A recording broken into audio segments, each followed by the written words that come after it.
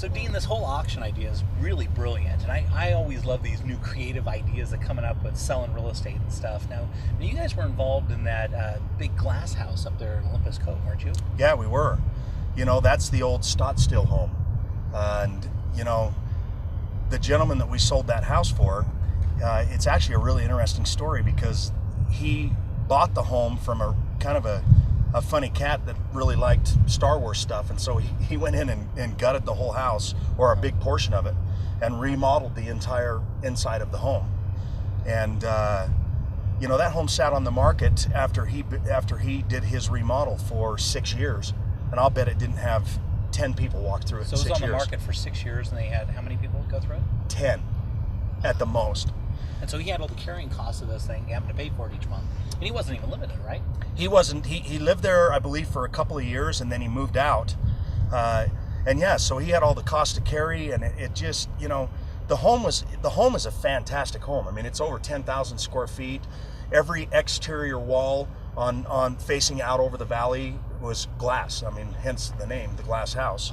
And you know, the front of the house, normally your swimming pool's behind your house, but the swimming pool was the front focal point of the entire front of the house. Oh, beautiful. And it had a big family room that went up over the garage, so when you pulled up the big long driveway, you would pull underneath the family room that's all glass and park up underneath the garage. So it's very modern, very, very unique home for Utah.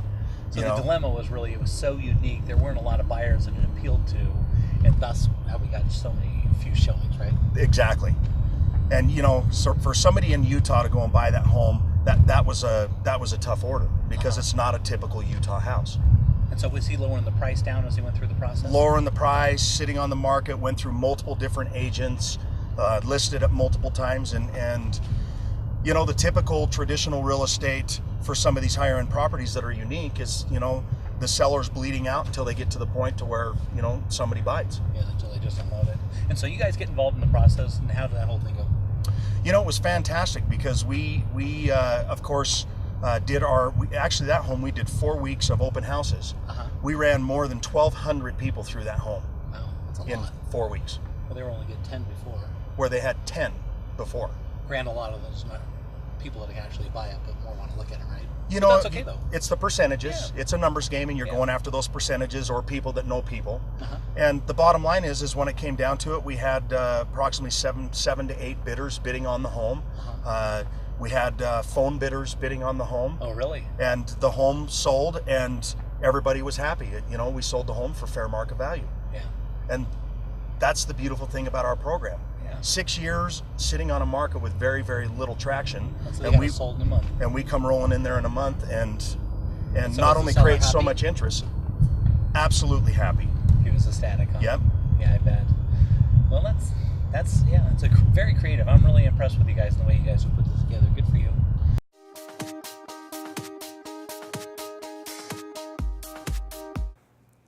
Welcome back to Real Estate Essentials. This is your Market in a Minute. If anyone ever asks you the question, what's going on in our market, keep in mind there are 3 different markets going on all at the same time. Under $250,000, it's a seller's market. Buyers are snatching up everything they can get as quick as they can. And then from about $250,000 to $700,000, we actually have about as many listings as we have sales. And so we have an equilibrium market. But then above that 700 range in what they call the luxury homes, that's where our market gets a little bit soft because we don't have enough buyers in there. And those are situations where buyers are trying to take advantage of really good situations and trying to drive those price points down. So that's your Market in a Minute.